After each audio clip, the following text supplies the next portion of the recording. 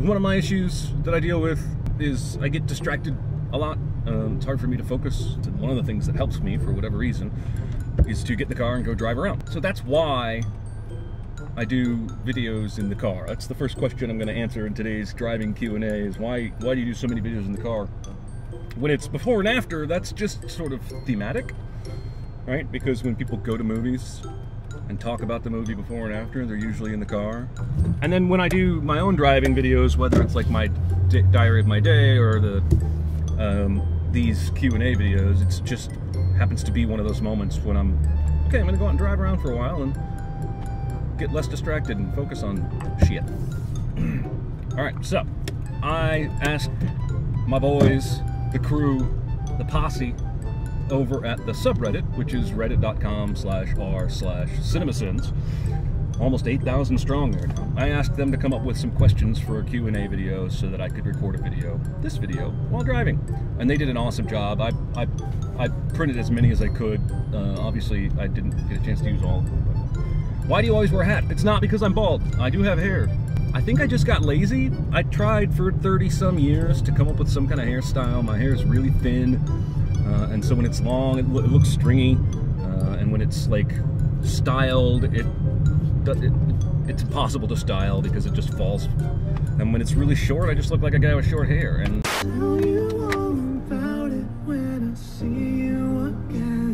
the question is, do you only play games when drunk?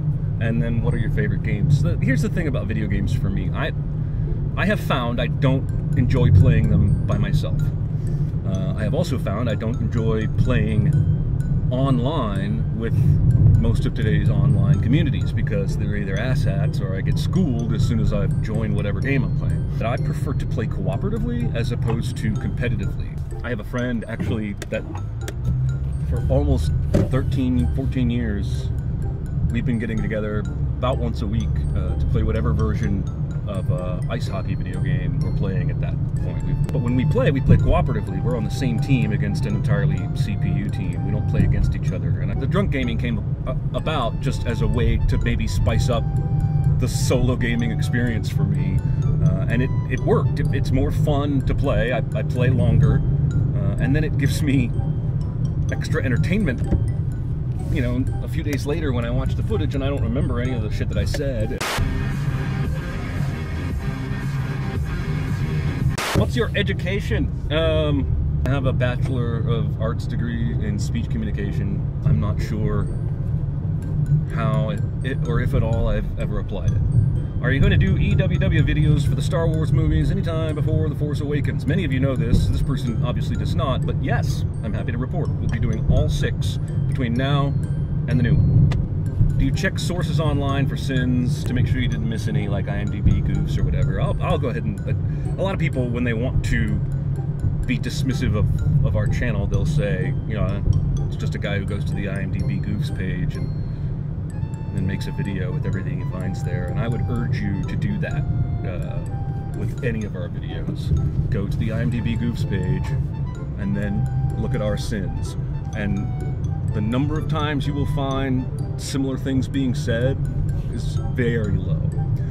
It's usually the egregious stuff that everybody knows, like in Star Wars where the stormtrooper hits his head on the thing. Or you want to see nitpickers who go to levels that we get accused of going to, go to the IMDb goofs page, because those people dive deep. Much the same reason we don't watch the Honest Trailers videos before we've done our own version of our video for that movie, because we don't want to accidentally, subconsciously, then down the road regurgitate some observation that they made. I'm in a school zone, hang on. I don't want to hit me kiddos. Would you want there to be a movie based on the Ables because of your gripe about disabled kids in movies? Okay, this is a good opportunity for me to clear this up.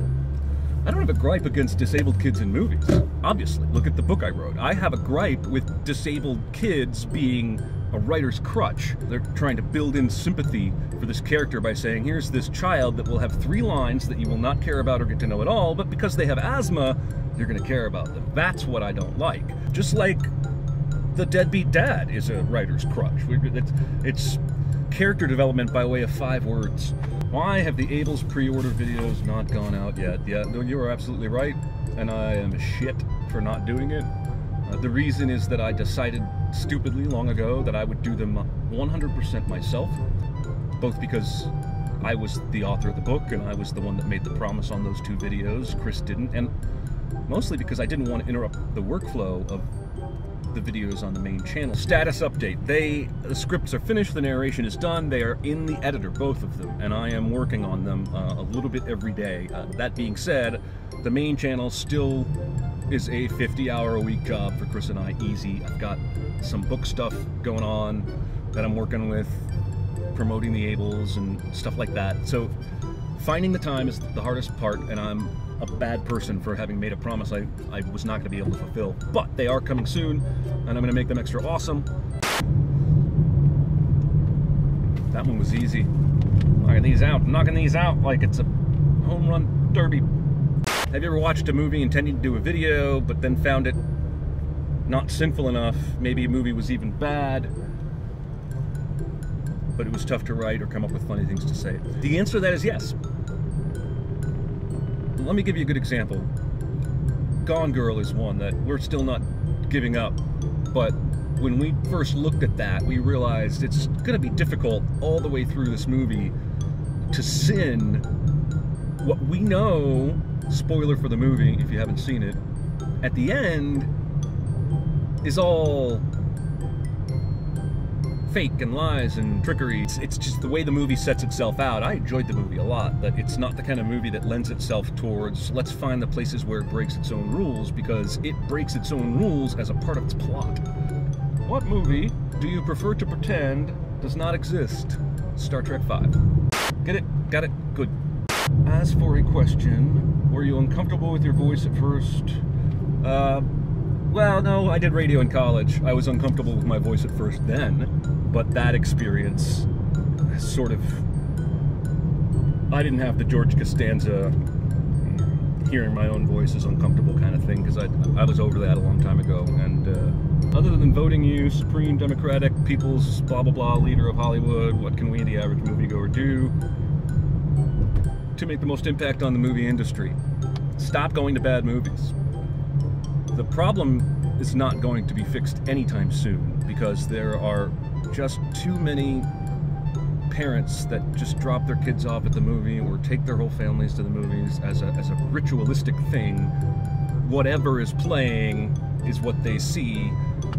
The other problem is that it's a global market now, and I think there are a lot of foreign markets that are unpredictable as hell, and a movie might bomb here, like Fantastic Four. This is a perfect example. That movie made 20-some million its opening weekend, terrible reviews. Everyone seems to say it's just shit, right? But if it opens in China, and they love it for whatever reason, and it makes 300 million in China, they're gonna get a sequel. They follow the money. There's a couple and I'm gonna read it. What movies do you look forward to seeing in the future? Well, Star Wars, obviously. But I think more than anything, that Revenant movie with Leo DiCaprio from the Birdman director. And if you saw that trailer, I don't know how anyone in the world could see that trailer and not be sold 100% right then and there. As Chris was saying the other day, if the footage from that trailer is in the movie, then the movie's gonna be awesome. Who are your favorite actors, actresses, and directors?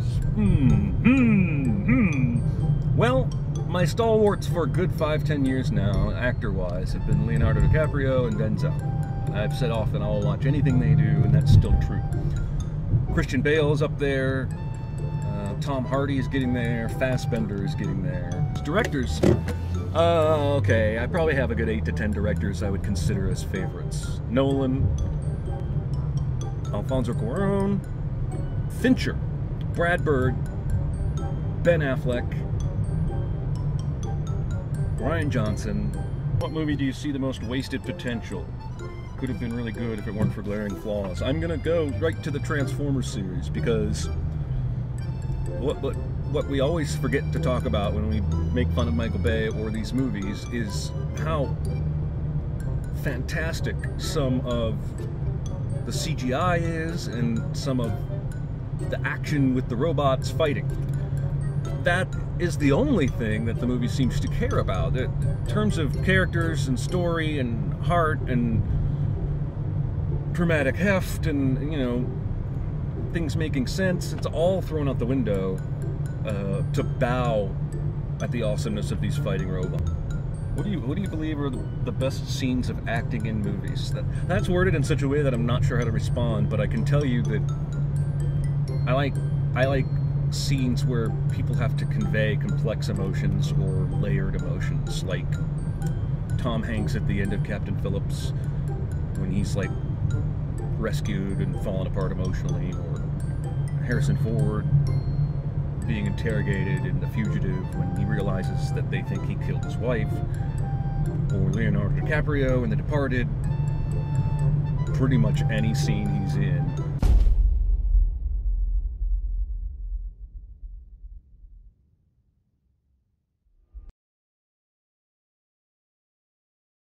I'm a shit. Did I mention that? I'm a shit. I really like hats. They keep the sun out of my eyes. I know I'm so competitive, I don't want to ruin a friendship by saying, "Fuck you, man, you just scored a goal, you cheater." If we miss something, that's, you know, that actually makes me laugh. I think it just supports our point. Everything's sinful. We fuck up plenty. We miss things plenty. We get things wrong plenty. We phrase things wrong that make us sound stupid plenty. If you were to make a TED Talk, what would it be about? That will never happen. They will never ask me to do that for very good reasons. But if I were to do a TED Talk, it would probably be about